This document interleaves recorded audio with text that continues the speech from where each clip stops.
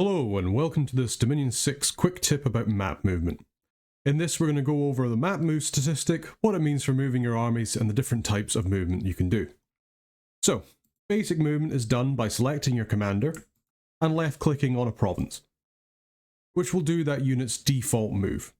All non-stealthy commanders will do a normal move. If we select say Tyr here and move her to the land arena, you can see her arrow is red, that means it's a normal move, whereas for Eric, he is able to sneak, and so his move will be a stealthy move.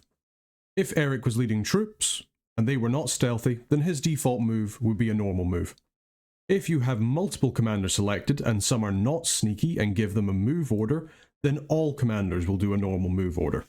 If you want to force a sneaking commander to do a normal move, use control when setting a move order. That will change their movement order to be a normal move. You can tell a commander to move and patrol by selecting them and pressing Control and Shift when setting a movement order. This will not give them enough time to patrol the province to reduce unrest, but it is useful if you have fortification in the province you are moving to and you want those units to fly outside of it. Note, you can't give this order to any province, it has to be a province with a fortification. You can also set movement orders over multiple turns by holding Alt after setting movement orders. So if we got Heimer to move to Navanger and then pressed Alt and clicked on the land arena, he'll move to Nidavanger this turn and then he'll move to the land arena the next turn. You can also have this set on by default in your preferences option, where multi-turn movement can be automatically applied if a unit cannot move to a province in a single turn. You can see this if we try and select our units and tell them to go to Erd. Some of them are making it this turn, some of them will take multiple, having to move to Armithia first, and then to Erd the next turn. So why can't they all make it there this turn? So province movement consists of moving from one province to another along connections, the little dotted lines you see from province to province. This is done by calculating a series of half moves, one for leaving the province you're in, and another for entering the connected province.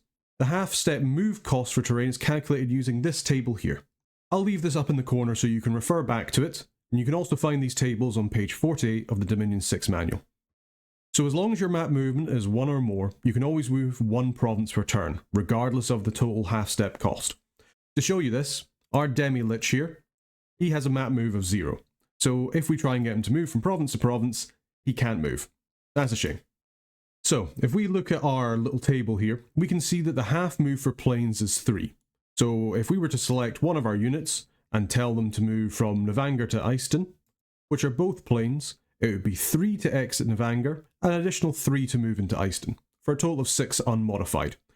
Because these terrains are snowy, which we can see from the icy looking province covered in snow, it costs an additional +1 movement cost due to snow for each part move, which we can see in the modifier table here, bringing the true total for movement to 8. If we look at Chilbur, our priest, he actually has a map move of 16, so he's able to make that.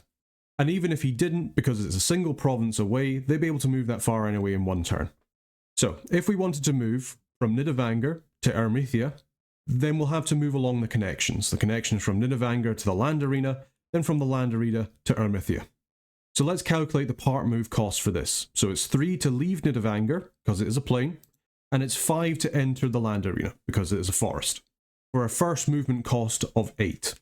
We'll then add in the second connections between the land arena and Armithia, both of which are forests, for 10. So that will cost us 18 map movement. If we add in the snow movement modifiers for +1 for each part move that we make, then the true map move for this movement is 22. If we had a little look at our scout Vile here, we can see that he only has a map move of 18. So how can he move it far enough to get to Armithia in one turn? Well, that's because of his commander traits. First of all, he has snow move, which lets him ignore the snow movement penalty. So for him, the map movement total is 18, because we're getting rid of that additional modifier to our part moves. So because he has map move of 18, he can actually make this. If we were to go back and look at our commander Tyr, however, we can see that her and her army only have a map movement of 14. Her personal map move is shown by the first number, her army's lowest map movement is shown in the bracketed number there. Your commander and their army will be forced to move at the speed of the slowest units, so keep that in mind with what units you're taking on what commanders. So why can they make it even though they only have a map move of 14? So, because her and her troops have the forest survival trait, they reduce the part move of forest by 2. So in actual fact, her army's movement cost to get to Ermithia is 12, which they can move to. To prove it's 12, let's have a little look at Fujin. He only has a map move of 12 because of his age, but he does have the snow move and the forest survival that we need in order to get over there. So he can get to Ermithia absolutely fine. Because his part move from Nidavangur to the Land Arena is 6, and then from the Land Arena to Ermithia is also 6, for a total of 12. It's only possible for Tyr because the troops that she has also have snow move and forest survival. If they did not, then they wouldn't be able to make it to Ermithia. Looking through the modifiers I have at the bottom of the screen, you can see that moving through enemy provinces gives you a +4 or +3 if you have stealth to part move through it. So it's hard to move through multiple enemy provinces in a turn unless you have really great map move. Selecting Tyr, if we try and get her to move into Droigar where there's some independence, she doesn't have the map move to complete the part move cost from leaving Ermithia and entering Droigar. So she cannot complete this action this turn, so instead she'll move to Ermithia and then into Droigar the next turn.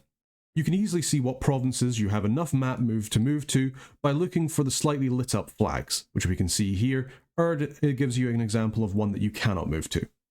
Flying movement is completely different, so let me swap around these tables. Okay, so we've turned Fune into a crow because he's able to do that. And now we can see that he can move pretty much anywhere he wants to on land. Each part move now only has a cost of 3, and it has an additional +1 modifier for enemy provinces. So if we wanted to say move from Nidavangur to the Forest of Springs, it costs us 6 from Nidavangur to the Land Arena, 6 from the Land Arena to Ermithia, and another 6 from Ermithia to the Forest of Springs, with a +1 to the part move because it is in an enemy province for a total of +2 for a grand total of 20 movement points. Which he can do because as a crow he has map move of 20. So that's why he can move quite as far as he can. Okay, I hope that was helpful for you to understand more about how map movement works and your different types of movement that you can do as well. Let me know if there's anything else you'd like me to cover in these quick tips, and until next time, take care.